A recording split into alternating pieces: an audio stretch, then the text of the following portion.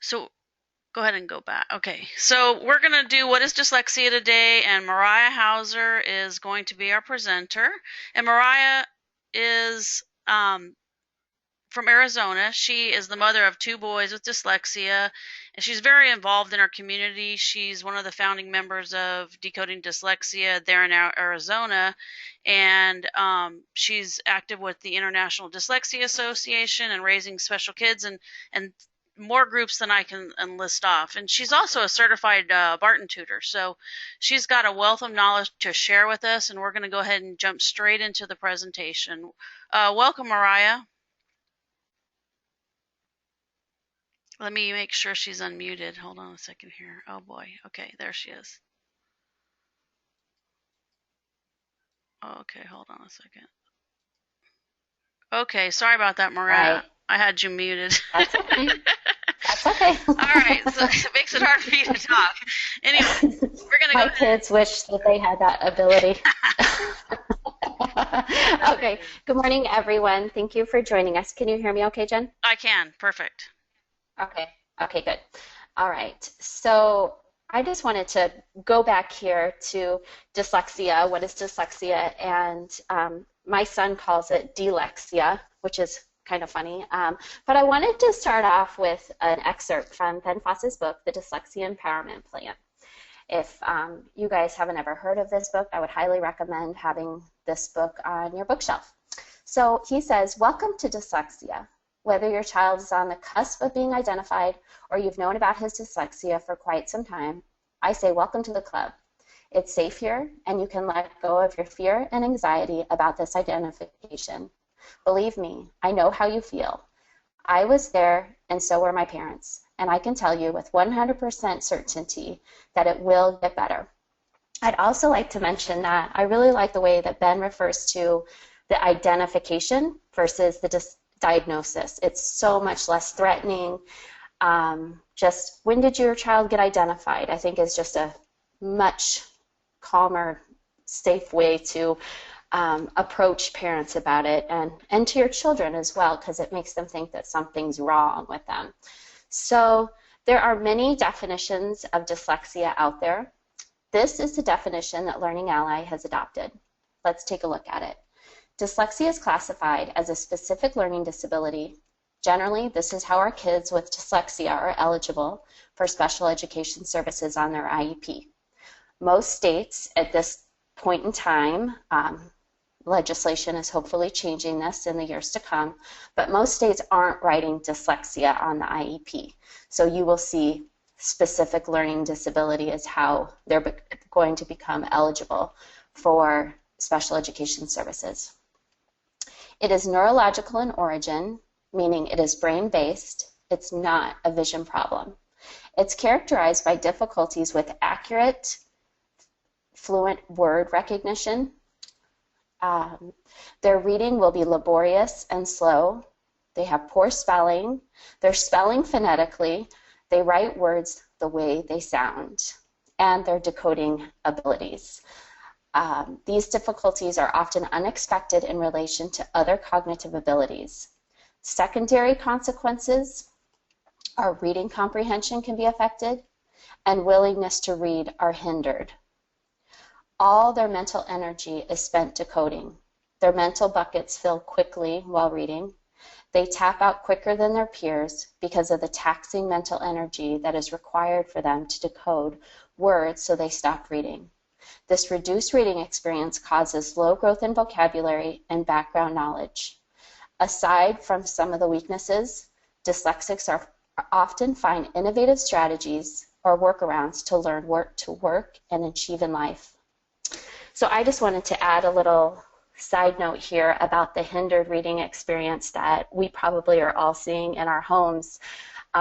Last night, my son Maddox was explaining how he wanted to build this elaborate Minecraft world, and it was going to have an arcade, and there was desert and mountains and castles, and then he said there's going to be books in his world. And I about fell off my chair when he said that he was going to include books in his world. And I said, oh, you're going to have books in your world? And he said, well, you're not going to read the books. And I just said, oh, are they for decoration? So we definitely experienced that unwillingness to read because it's difficult. So let's move on. So dyslexia is not rare, and it's oftentimes we hear parents say they were told their child is the only dyslexic at school, or a teacher say they have never taught a dyslexic before. This simply is because either the children have not been identified or the school is not recognizing the signs. But we know dyslexia affects 1 in 5. We get this statistic from the National Institutes of Health. It is not a vision problem. Sometimes we hear schools may say, oh, you know, we have covered overlays for that, or you could go to the eye doctor and try vision therapy or colored eyeglasses. This is not an appropriate intervention. You do not outgrow dyslexia, and there is no cure because there is no disease. It's not the result of being lazy. Generally, these kids are the hardest workers in class. The biggest misconception is that dyslexics read backwards. Dyslexia does not discriminate. That's dyslexia for you right there. Discriminate. It affects all races, boys and girls. So here we have a slide from Overcoming Dyslexia, and this is another book that I call this my Dyslexia Bible. It's definitely on my bookshelf. I've actually had a couple walk off my shelves, but that's okay because I feel like, all right, someone else out in the world is getting the information that they need. So there's been fMRI studies of the brain, and if you look at the non-impaired brain on the left, you see the different areas that are being activated in the front and in the back. And then look at the dyslexic brain. They're mainly activating that frontal lobe, and a large portion of the frontal lobe is being activated, which isn't necessarily where we're pulling the information for our reading. So it definitely has a neurosignature for dyslexia in the brain. We have these studies to prove it. Oh, this slide, the font is very tiny. So common concurrent conditions. Many students with dyslexia have concurrent or secondary conditions, but one is not the cause of the other. There's auditory processing disorder, disorder of written expression, there's dysgraphia, dyscalculia, dyspraxia, and anxiety. So what are the signs? If a child has No, Mariah, it's small because is it out of order too? It's because of the switch over to Keynote. Let me see if I can go and see if it'll come in. Hold on a second. Let me catch up to where you are real quick. Okay.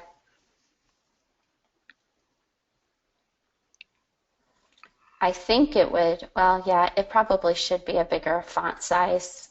Yeah, it's, let me just get it going here. Sorry. I had it ready and then I closed it. Mm-hmm.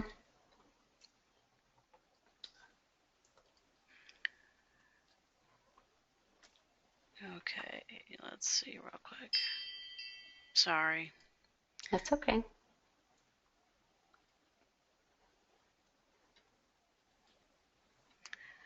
Okay, let's see if I can show it.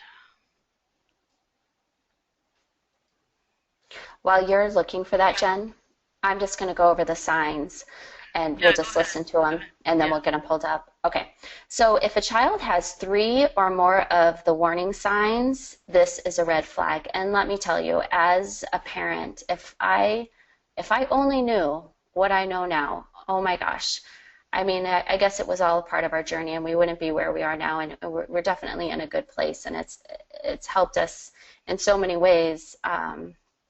But if we would have known, we could have gotten that intervention early on and saved a lot of frustration. And I just wish for more parents that have multiple children in their family that, you know, we know that dyslexia runs in families. And if you have one child that's struggling, I had read early on, if you have one child that's struggling with dyslexia, get that other child in line for testing as well. And we definitely did that, and come to find out, you know, both my boys are dyslexic. And then Through the identification of them, I found out that I have dyslexia, and we know that it runs very heavily in our family.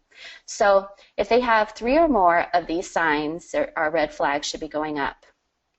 Delayed speech, stuttering, trouble memorizing personal information like their address, phone number, birthday, teachers' names, can't create words that rhyme. If they're a close relative with dyslexia, and remember, our schools aren't necessarily saying the word dyslexia.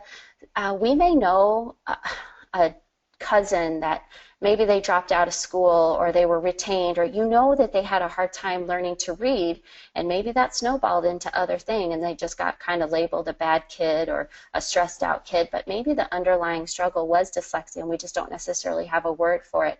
But look around in your family and see, were there other people that were kind of struggling through school? They'll have trouble with letter or number reversals past the age of 8. So sometimes, you want to look at 2nd and 3rd grade. Are those still sticking around, that they're flipping their B's and their D's and their just their P's and their Q's? Keep an eye on that. Terrible spelling. They can't remember sight words. They may see it on one page, get it right. The next page, they're not able to retain it. And that's just something, you're trying that drill and kill of those sight words, and they're just not holding on to that information. And it's, you're banging your head against the wall trying to get it in their head. It's like, it's only a 3-letter word. You can't remember this? Okay, so when speaking, finding the right word, you get lots of things like whatchamacallits, that thing and the thing, that thing we did yesterday at that place. They dread going to school. They're confusing multiple syllable words. Some of them like flutter by instead of butterfly. I know my son says opposed to instead of supposed to. Sometimes he's confusing sounds of, he saw a little boy that was getting baptized the other day, and he called it baptized, B-A-T-H, which really kind of makes sense to a kid. You're in water. Oh, he got baptized. So just having a hard time with multiple syllable words. Okay, were you able to get it, Jen?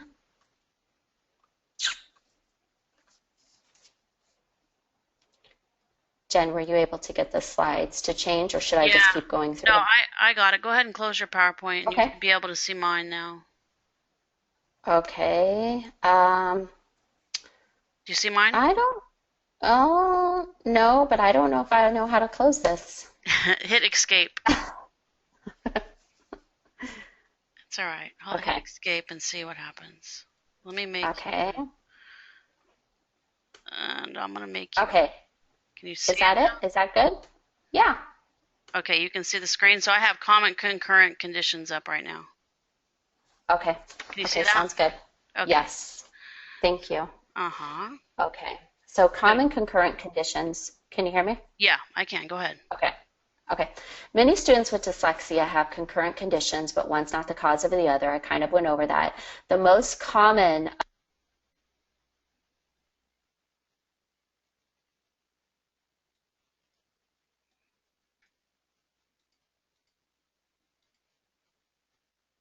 Okay, can you hear me? Yeah, sorry, we lost your audio. Okay.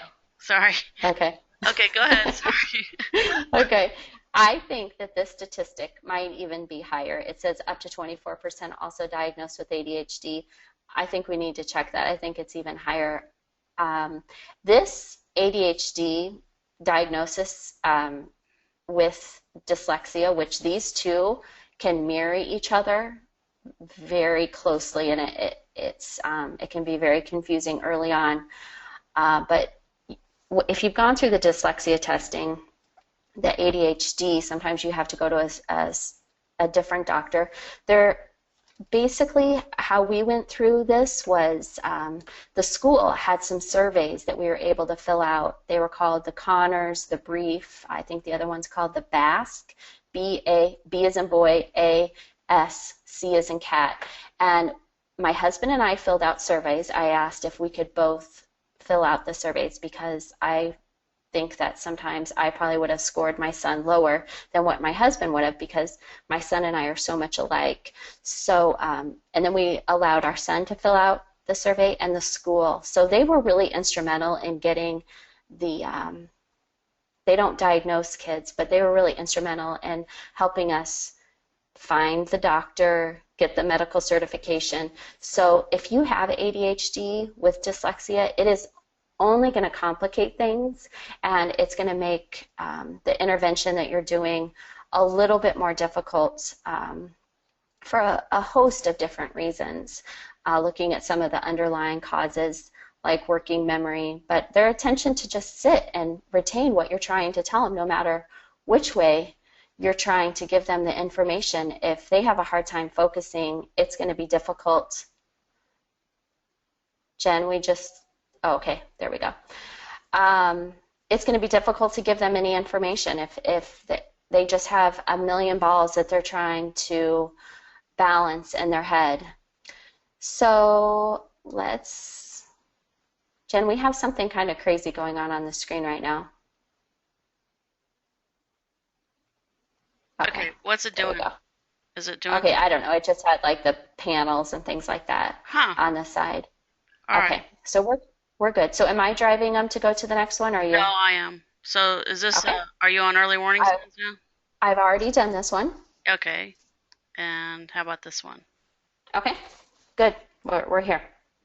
All right, so when trying to find the dyslexia diagnosis, first you're looking at your family. Does it run in the family? You have all your signs, but there are some other reasons. Even though I talk about dyslexia every single day, I'm not trying to say that everyone's dyslexic, because there are some other reasons why kids might struggle. So there's, do they have a cognitive impairment? Other language impairment? Have they had limited exposure to print and language? Is English their second language? Have they had limited educational opportunity? Or is it another learning disability? Even though dyslexia is the most common, there are other learning disabilities out there. All things early with dyslexia. I just would like to add that timely and appropriate interventions are key. Dyslexic students can learn to read. They just need the right environment and supports to do so. Okay, let's go to the next slide.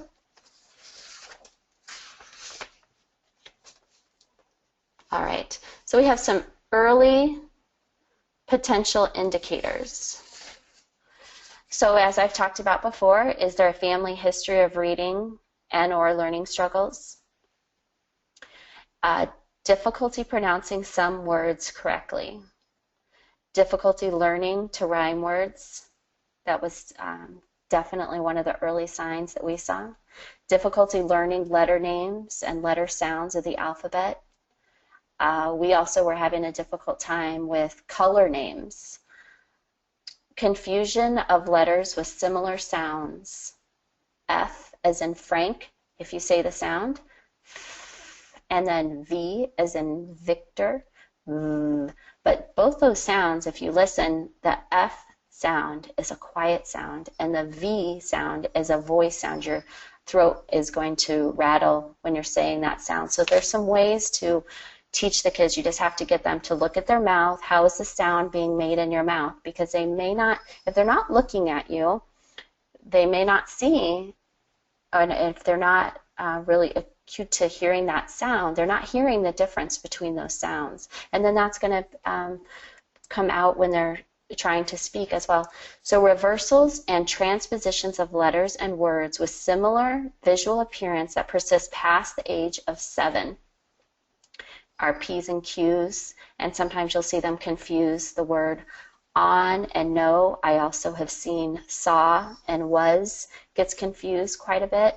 I've seen some amazing things that kids do and how they're able to manipulate those letters within a word. I can't think of one off the top of my head, but it's almost like they're taking the last sound and they're putting it to the beginning, and that it's almost like you couldn't even do it if you really thought about it, as I'm kind of struggling trying to explain it to you.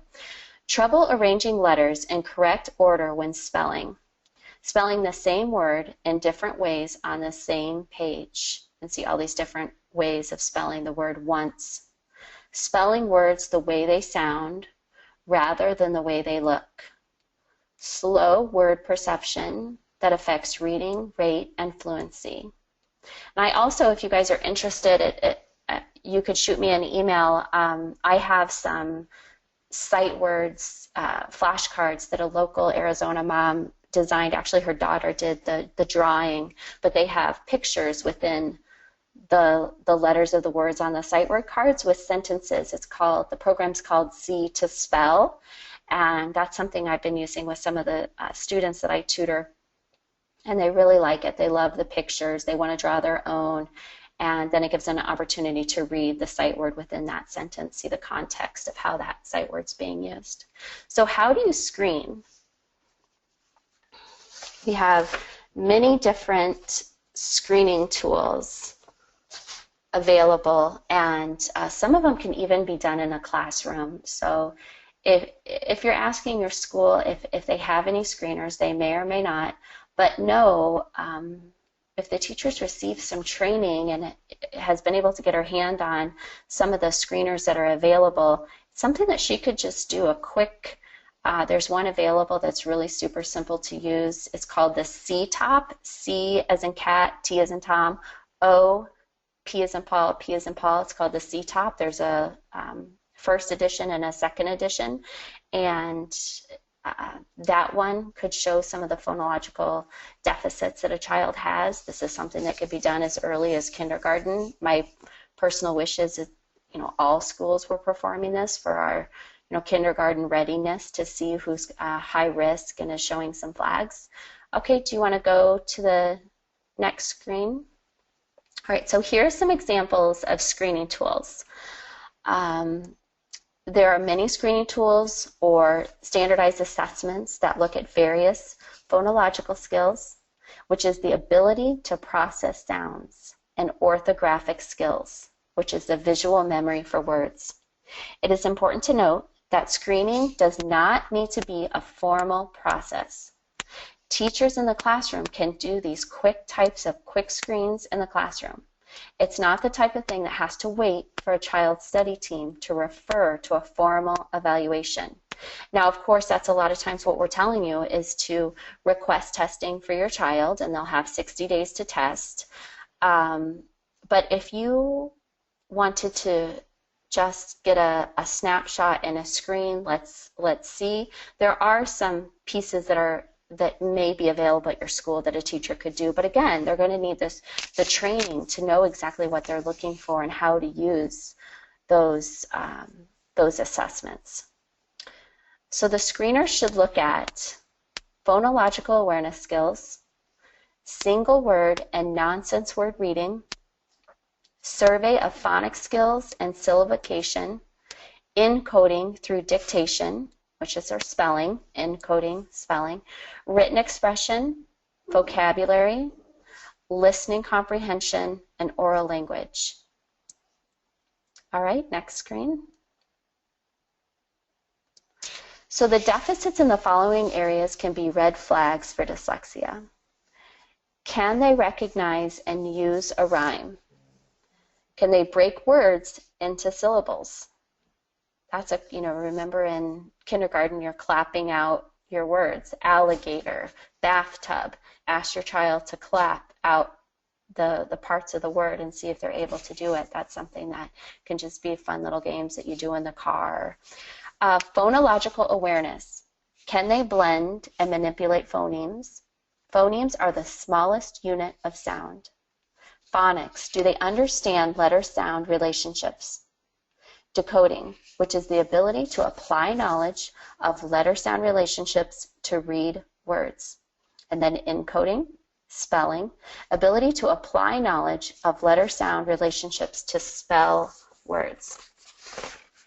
Next slide. All right, so here we have another graphic from Dr. Sally Shaywitz in Overcoming Dyslexia. And this is showing going from text to meaning.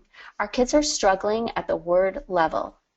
It's a phonological weakness that's blocking decoding, which in turn interferes with word identification. This prevents a dyslexic reader from applying his higher level skills to get at words meaning. But even if he can't identify the word specifically, he can apply some of these higher level skills to guess at its meaning. Okay, next slide. All right, so the brain studies show us that early identification maximizes later learning. And you'll hear me say it a million times, you know, everything early with dyslexia, that identification, intervening, and then once you want to be doing that intensely and consistently with appropriate evidence-based MSL instruction. The brain circuitry, which is specialized for learning, begins forming at a young age. It continues to develop into adulthood. So even if your child has been identified a little bit later, never fear. We can teach all children, and an MSL program can be used from up until your later adult years. I once screened a 60-year-old woman, and she was very, very willing to learn a program that she knew was going to work for her. So, but generally, you know, we do want to get these kids early and not wait for the school to wait and fail your child to say, oh, that light bulb's going to click, or he's just a boy, he just wants to have fun. You know, yes, but every child would like to learn how to read when taught the way that their brain is wired. So how do you intervene? According to the National Reading Panel, we need to be using effective-based reading program. Dyslexia has an educational intervention. As parents, we need to use due diligence. Don't be afraid to speak up at your school. Your ask can be, does your child's reading program hit the 5 pillars of reading? Next slide. And so this panel was created in 2000, and what you want to be looking for in your program is, are they touching on phonemic awareness, phonics, fluency, comprehension, vocabulary, text comprehension. If the program, and there's places that you can go to look, there is the What Works Clearinghouse. You could plug in whatever program your school is suggesting for your child and see if there has been research that's done, or just look into the programs. Sometimes they also include videos on how it works and what the training needs to look like. Know that the training that the teachers need to be trained in, and you know, we would hope that they could receive a certification, that they need hand over hand training. They don't need just a workshop that they go to over the weekend and then have 5 books that they're sent to school with Monday morning and expected to hop right in to that. They need guidance. They need training and support from a coach who is ensuring that they're teaching the program with fidelity. Next slide. All right. Perhaps you have seen this reading rope by Hollis Scarborough. The creator conceptualizes skilled reading as a combo of strands or sub-skills that interact with one another and combine into an increasingly tighter woven rope as reading skill is acquired. This figure shows clearly that reading depends on automatic execution of both word recognition and comprehension sub-skills, showing that reading is multifaceted skill acquired over years of instruction and practice. Unlike speaking, which develops naturally by being surrounded by language, reading needs to be taught. Skilled reading requires strategic application of language, comprehension skills, and automatic word recognition. The printed symbols on the page need to be connected to their linguistic meaning. Next slide. So an MSL, the way that we've been referring to, stands for multisensory structured language. MSL instruction. Students with dyslexia need interventions focused on word identification, either phonemic awareness or decoding. They will benefit from multisensory language, structured language instruction. There's a large list of package programs. We have a handout called What is MSL Available? Is that one of the handouts, Jen, with this slide Yeah, or it with is. this presentation? It sure Okay, is. Uh-huh. okay, okay, good. There is a large list of package programs. Up here, you'll see the name Orton Gillingham in the green on the right. This is the key word you want to listen for when selecting a tutor or reading interventions at the school. Dr. Orton was a neuropsychiatrist who studied language-related problems. When my son was in first grade and he had been identified with dyslexia, I remember his teacher, who, bless her soul, was a former speech and language therapist, and she identified the signs of dyslexia in my son. And she told me, I think there's Orton Gillingham trained teachers within our district. And I remember thinking, what is Orton Gillingham? Well, now I know. And that's what we need to be looking for and listening for and asking your tutor, are you certified in Orton Gillingham? And if it's not the Orton Gillingham program, is it an Orton Gillingham approach? And there's programs that use that methodology. You have Wilson Reading Systems, and that's on the left. Wilson Reading Systems has Foundations, which is not a Tier 3 program. It is something that they would use in the, like kindergarten through second grade. Wilson Reading Systems is for our kids that are high risk, have been identified with a language-based learning disability. It's very intensive. It generally is taught 60 to 90 minutes a day, 4 to 5 days a week. It can be taught in small group, and that is a recommendation that Sally Shaywitz gives in her book, Overcoming Dyslexia. She recommends that kids that have been identified with dyslexia, they're going to need small group instruction in a group of less than 4 kids. They need to have the remediation 4 to 5 days a week, and it needs to be 90 minutes a day or higher. So this instruction, it needs to be intense. It can't be 30 minutes twice a week. If you're doing after-school tutoring, most OG programs are recommending that you do at least 2 days a week at 50 minutes a session. So that would be in addition to if your child's receiving services during the day, if they're getting outside tutoring. In order for the program to be taught with fidelity, it needs to be at least twice a week. Okay, next slide.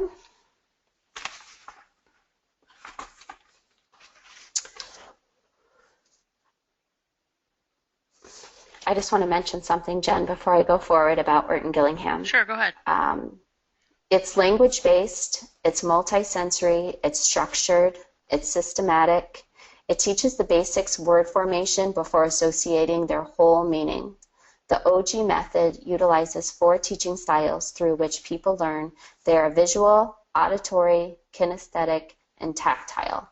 So just an example, when I'm working with a student and I want them to spell a word for me, if either I use an iPad and there's tiles and they pull it down, I say the word, the child repeats, I check that they said the word correctly, then they say it slowly, and then they tap it on their fingers and they pull the tiles down, and then I have them write it.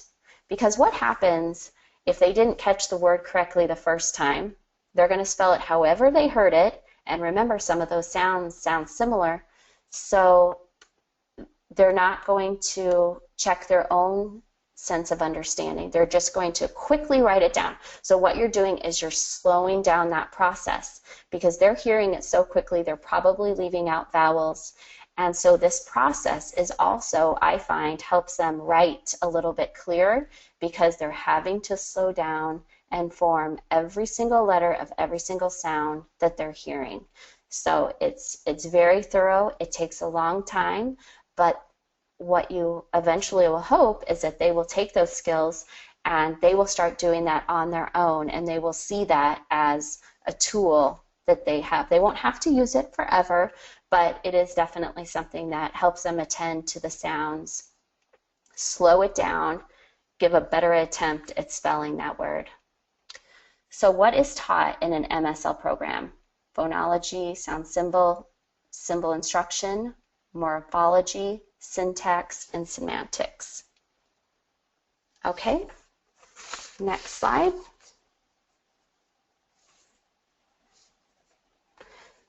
So the sound symbol, this is the knowledge of the sounds and their correspondence to the letters and combination of letters that represent those sounds.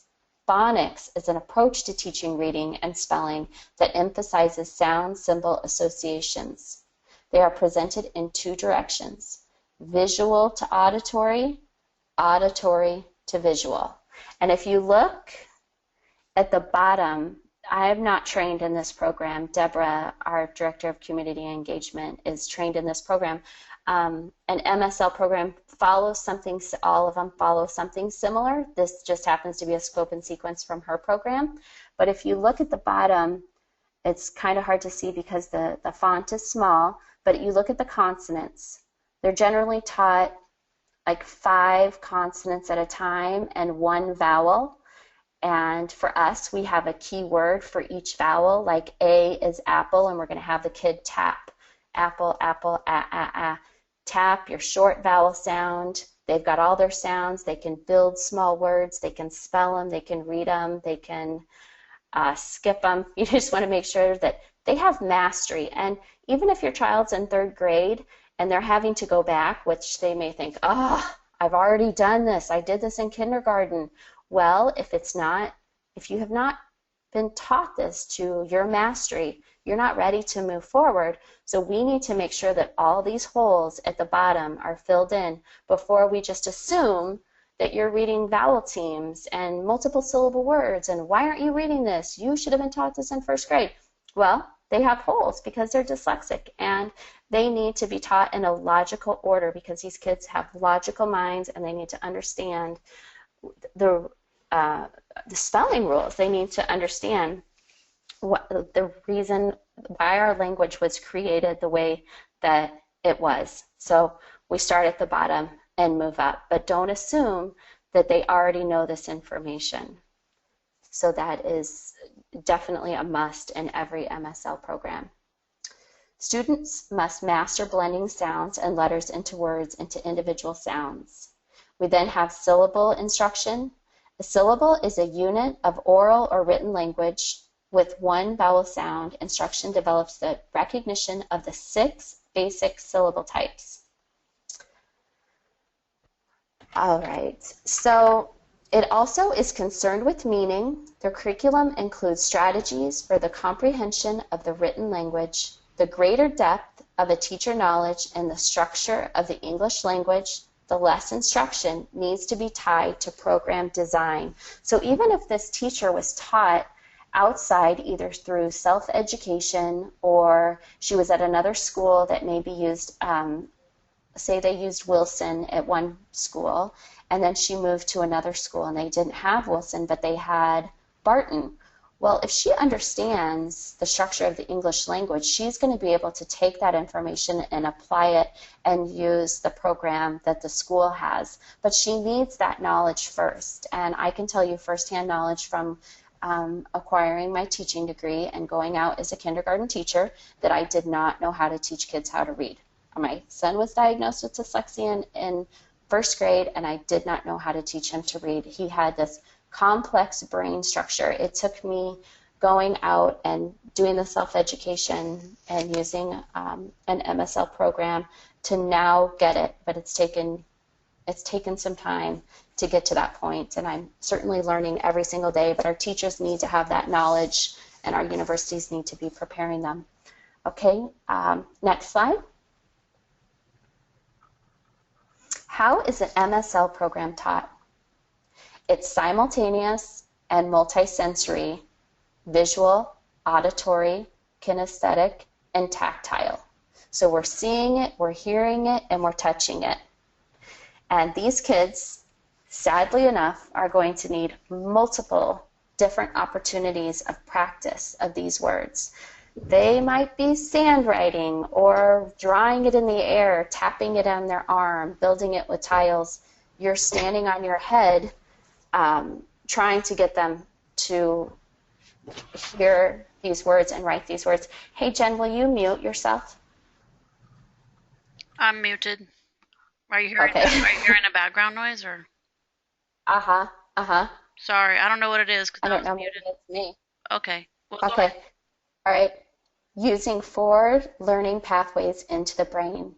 The VAK, visual, auditory, kinesthetic, and tactile, simultaneous in order to enhance memory and learning.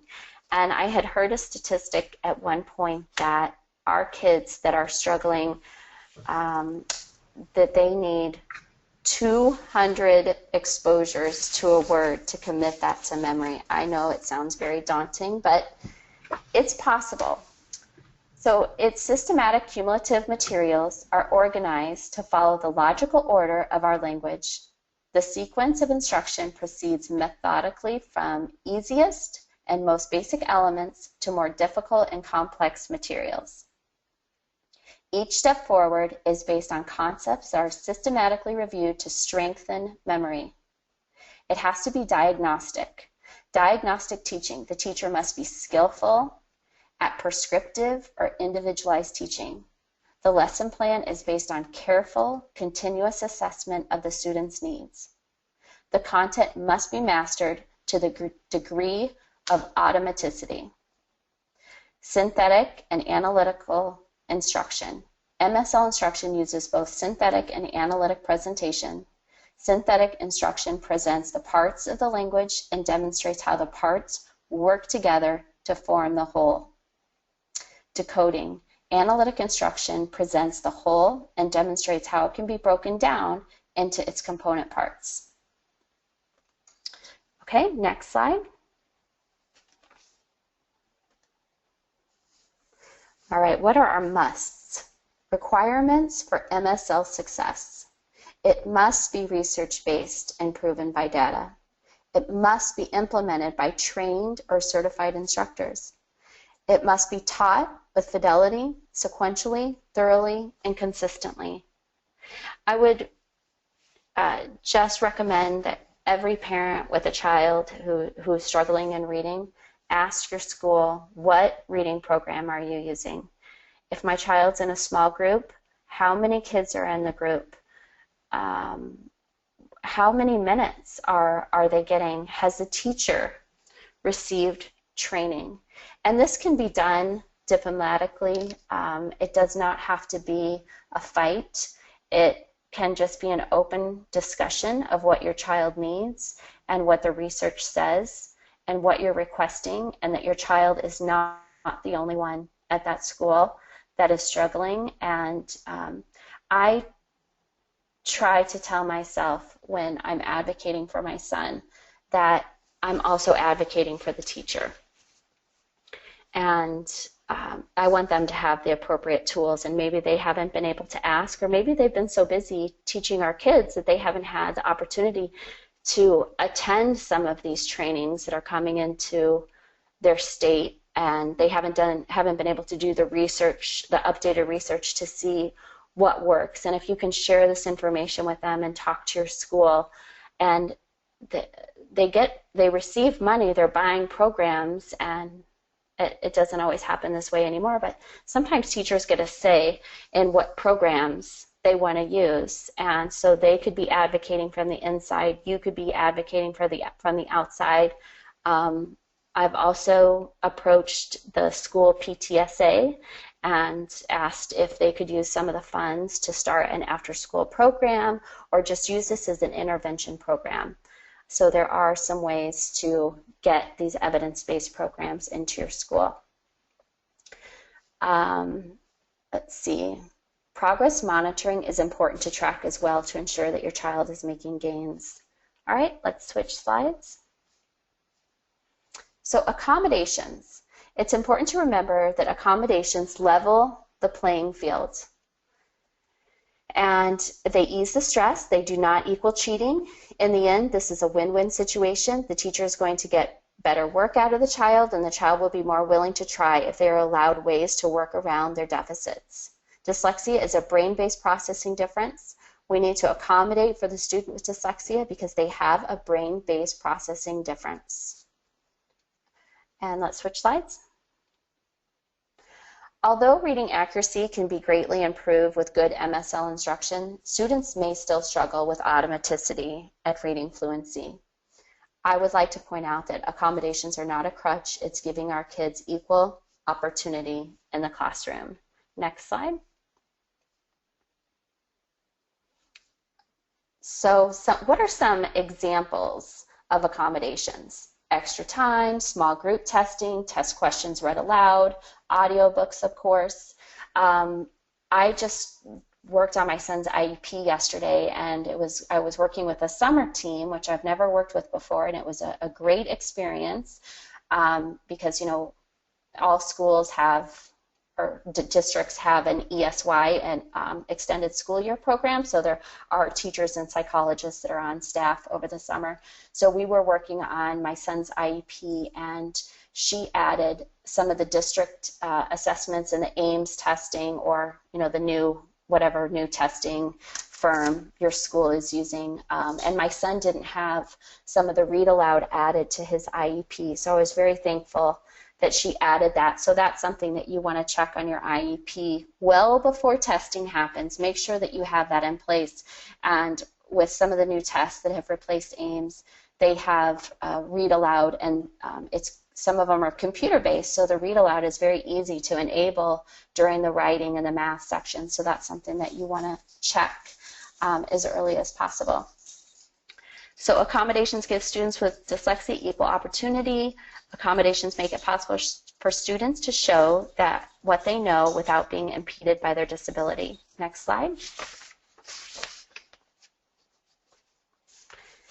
And also I'd like to add, with getting access to audiobooks, a lot of times when our kids are 2 years behind and they're reading, when they go to the library, they're forced to just get the early readers, the books that they believe are baby books, because that's where their decoding is, but their comprehension can oftentimes be much higher. So giving them access to audiobooks is going to open up a whole new world and access to higher level vocabulary, and they'll be able to say with their peers that they've read that book.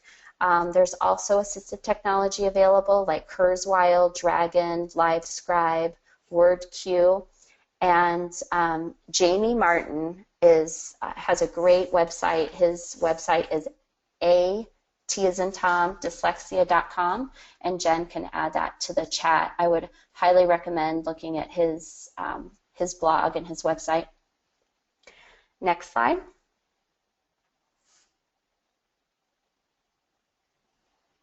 All right, so in closing, dyslexics think differently. They are intuitive and excel at big picture thinking and problem solving.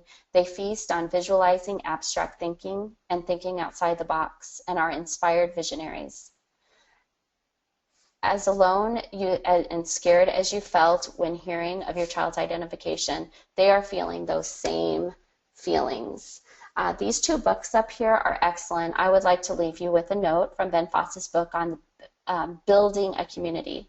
He says, when I was growing up, I felt scared and lonely whenever I dwelled on my dyslexia. Today I feel a sense of joy when I connect with people over it. This is in large part because I am open about my dyslexia, so I'm recognized for who I really am. I first began to feel empowered about dyslexia when I met other people who shared my experience. Once I began integrating my own dyslexia, I started tracking down dyslexic mentors and colleagues with whom I built a shared community. Before long, I was able to finally wash away the shame I felt. And so at this point, do you want to open it up for questions, Jen? Yeah, let's go ahead and open it up. But actually, I was talking a little bit in the chat box. Gina is wondering about the Barton app, the Barton Tile app you use, and she's looking for it in the App Store and not finding it. Can you give us some information on the Barton app tile? Mm-hmm. Unfortunately, you have to purchase the level that you have to purchase the level from Barton in order to get the app. So, And the app is $30. Um, I love it because I used to carry around the little wooden tiles and I was always losing like a C or, a letter and we wouldn't be able to write our words. The kids love to build the tiles, but they also love to look at a screen, of course. So you do have to buy a level and her levels, there's 10 of them. I think they're like either $250 or $300. Um, I think it's worth it if you wanted to work with your child at home and understand how the program works, and especially as they age, going back and working on it. it but it can be cost prohibitive for some families. But that's how you would attain it. You'd first have to buy the level, and then you would be able to have access to the app. right. And then we have Susan. She was wanting to know about recommending the Barton method for homeschooling, and they're currently using All About Spelling and All About Reading. And I actually bought those programs, and those are definitely the programs she's using are appropriate. And so is Mm-hmm. Barton. You want to add a little bit about Barton and homeschooling and Uh-huh. I went through the training of Orton Gillingham and I really liked it. I felt very overwhelmed as a parent because I came home with all those books and I was trying to balance. I didn't feel it was as systematic and laid out and organized as I needed for my brain. Barton she's done all the work for you basically. I've been trained in many different programs and for me that has been the best. I know when I end on lesson 5, then I can start on lesson 6, and I just feel like it kind of teaches itself in a way, at least for the first 3 levels. So well, I think for a parent and the support, you definitely get more. yeah, So what were you going to say? you're just a facilitator with the Barton program. It is definitely laid out. You don't have to do much thinking. It's if you follow the instructions for the lesson plan, then it's just laid out for you. Mm-hmm, The All About Spelling and mm-hmm, All About Reading, you do have to get a little bit more creative to implement that, but it's a wonderful program. So either program that she's mm-hmm, using is definitely good. Let's see, we mm-hmm. have another question. Let's see. One of the modifications that my daughter has in her classroom is using a calculator. How do you feel about Mm-hmm. using a calculator, Mariah? I think that's awesome as long as I know that was recommended by our neuropsychologist. And I know for me, I would not survive without my calculator. I think it's just a conversation, having with the school and if they're willing to let that happen. Um, I think it's going to be a case by case basis. I personally got a little chicken when I went in for my accommodations to ask for it. I'm not sure if we're at that point yet. It's just, I think, depending on the school and the appropriate time to use it. So I think just a conversation with the teachers and um, Well, see how they feel about it. yeah, and we want to point out too, it's actually an accommodation, not a modification, and using something like a calculator is very important for someone that has working memory issues because even if they do know Mhm. their times tables, they are getting stumbled up on them, and we want them to pay attention to actually the math that they're doing, not just what was 6 Right. times 7 again and sitting there counting that out for 10 minutes and then, losing track of even where they were. So, it's definitely an Exactly. appropriate accommodation. Um, Hmm. we Hmm. have, let's see. Oh, okay. So if you there, we have somebody asking about buying the Barton program. So it's Bright Solutions, right? BrightSolutions.com. How does it? Yeah, Bright Solutions for Dyslexia. You can see all kinds of different information that she gives, and you could sign up for her newsletter, which is great as well. You can Google anything. You could Google Susan Barton, Barton Reading, Bright Solutions, One thing about and Susan is she has a lot of videos. That's that just mhm, explain the basics too, which is very helpful. to Um, share with your family and teachers as well. right, right. So then our next question is, what resources are available for parents of students in private schools where an IEP is not required and they don't Hmm. necessarily have a understanding of a learning disability? So, Hmm. what resources, would be available for private school? Well, I also would mention that in a private school, if you can't get a 504, you could get a private school services plan sometimes is what parents get in place. Um, and sometimes private schools are a little more open to maybe bringing in an outside tutor. Um, I And have heard of that. yeah. The willingness And and is again, there. even just researching the programs that are available in your area. If you don't have a tutor available in your area, you can use something like the Barton program to do that yourself. And it's just very important that the child gets the instruction. And don't think that just because you're in a private school, that's why you don't have it, and the kids in public school are getting it, because it's not true. Everybody is really struggling to get this kind of instruction for their kids, whether it be private or public. So the important thing is to get it. Just somehow you got to get it. Right. There's a school here, and everyone could look it up just to see an example. But here in Arizona, there's a private school by my house that's called Community of Joy. And you could look at their website, and they have the definition of dyslexia on there. And they've started a volunteer Barton program where they're training uh, parents to take a child. They have to commit to them, I think, for a year, and they have to tutor them twice a week. And it's all donation, all volunteer. They've had the church donate the money to buy the program, and they're building a classroom or multiple classrooms. So you could see an example, and Susan Barton also has examples of other schools that have done this, but um, just to see that there's options. Even if your school doesn't necessarily have the knowledge or the training yet, this school has sent their teachers to the dyslexia screener. They've bought the program, and they're training their volunteers. And I think the last I checked, they had 11 volunteers, and they've identified 24 kids within their school that are dyslexic, and they're getting them on a program where they would get the tutoring an hour before they go into their classes. So there's options, kind of thinking outside the box there. Okay, and we have, I think, just one or two more questions left. We're already at the top of the hour, so we'll kind of get through this quickly. We have a parent here that says, we've talked a lot about the reading, but let's talk a little bit about the writing challenges. And one Hmm. thing I definitely am going to send out to everybody that's requested the recording and attending today is the information Jamie Martin has, because he does go over several of those programs that help with writing. But if you want to go ahead and just touch on that real quick, Mariah, some writing programs. Um, Diana Hanbury King has some books on Amazon. Um, I think number one is giving your child access to speech to text technology.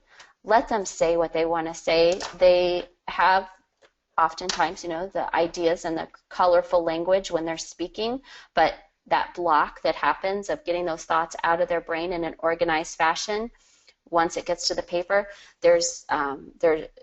the disconnect happens there. But there's many programs that are available. I had mentioned earlier there's Speak Q, Word Q, what is it, the Don Johnston Yeah, there's program. inspiration. I mean, there are a lot of really Mhm, good programs, and mhm, we'll definitely send some information out on that. Jamie has a amazing mhm, blog and a couple of webinars. We'll mhm. send that information out to everybody, along with we have somebody requesting the information on those cards that you talked about earlier. So Uh-huh. we'll put that on that sheet. Yeah, I put sight words, C to spell is what the program's called. And I also wanted to mention, like, all this information that you're learning and gaining in books and everything that you're supposed to take in, and then be a parent and, advocate, tutor, everything else that you're supposed to be as a parent. It can be very overwhelming, but don't think that you have to do it all today.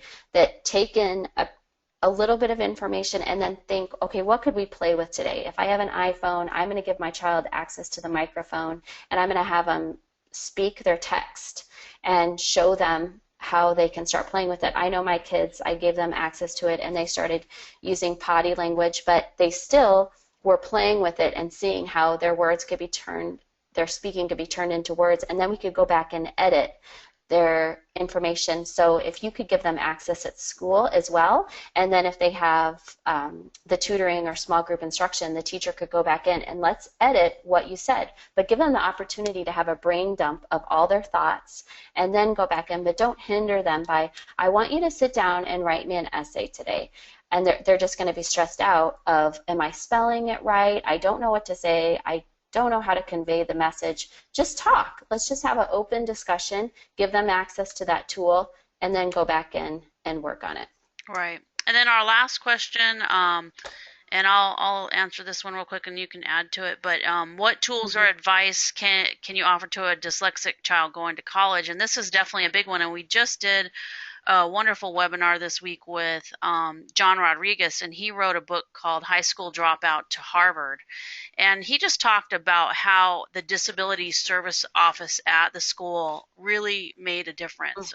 They helped. He didn't even know he was dyslexic till he went to college, and then they started helping him figure it all out. And he went from a kid that literally dropped out of high school to attending Harvard, and he did figure out workarounds. He did not have the traditional, method of doing things. He was told he had to read 14 books. He said, I can't read 14 books. I have to get people to help me give summaries of these books. I don't have time to read 14 books. So I mean, I learned so much from his little webinar. But he does have a book. It's called High School Dropout to Harvard. It's in our Learning Ally library, so you could add that to your bookshelf.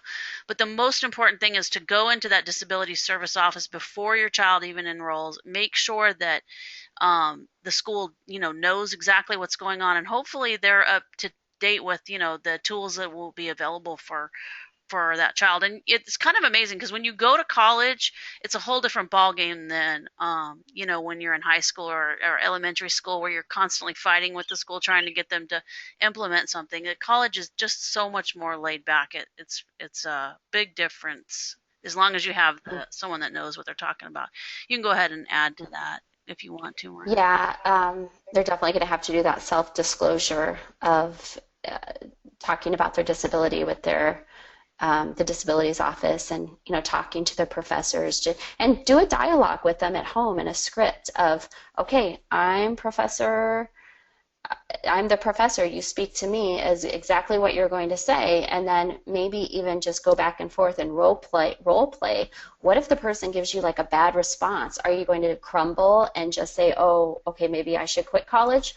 Or are you going to try and have a conversation with them, and here's some tips of what you could do when speaking to a stranger, basically. And you got to make sure that school's a right fit. I mean, if they're not understanding and they're not working with you, maybe that's not the best choice. So definitely trying to figure all this out ahead of time is going to be a big difference. So and again, we have our parent support line that's open, so anybody could call and talk to one of us about it. We have, like Norma, she's got kids that are getting ready to go into college right now. She's just went through the whole thing with the SAT and the ACT, and so there's like several of us that you could talk to, and we could point you in the right direction and share information with you. You want to go to the next slide, Mariah, quick? We're over time, and I just want to touch real quick on a couple things. Go to the next slide, please. I don't have the ability to go to the next slide. I'm waiting on you. I'm like, okay, I want to let everybody know about an upcoming event we have. It's the Spotlight on Dyslexia Conference. It's going to be December 4th. This is a wonderful event. Last year, it was amazing. It is a virtual conference. So it's just like going to one of those big conferences that you travel across the United States to, except for you don't have to you even leave your living room. And you can stay in your pajamas. Yeah, you can stay in your pajamas, and no one will know because you can put a really photoshopped picture up of yourself so you'll look good and everything. But nonetheless, we're going to have 20 speakers and a wonderful keynote, and we're just putting this all together right now. So keep an eye out, stay in touch with, and we'll have an early bird. So make sure you get in on the early bird registration. And we're going to have to wrap this session up because we're over. Did you want to say anything before we sign off, Mariah? They need to go to our Learning Ally parent Facebook chat. Oh, yeah, definitely sign up for our Facebook chat. You don't have to be a member even, and we have parents from across the United States sharing information and helping each other, pointing each other in the right direction. And it's we have like 2,000 people in there now, so that's kind of cool. Yeah, I want to thank everyone for dealing with us. They should travel with us to the dyslexia conferences that we go to see how much fun we have. Well, this virtual one's going to be cool because we'll all be able to talk and hang out without leaving the house. So, all right, Hmm. everybody, thanks for joining us today, and we look forward to seeing you again. Have a great day. Bye bye. Thank you. Okay, take care. Bye-bye.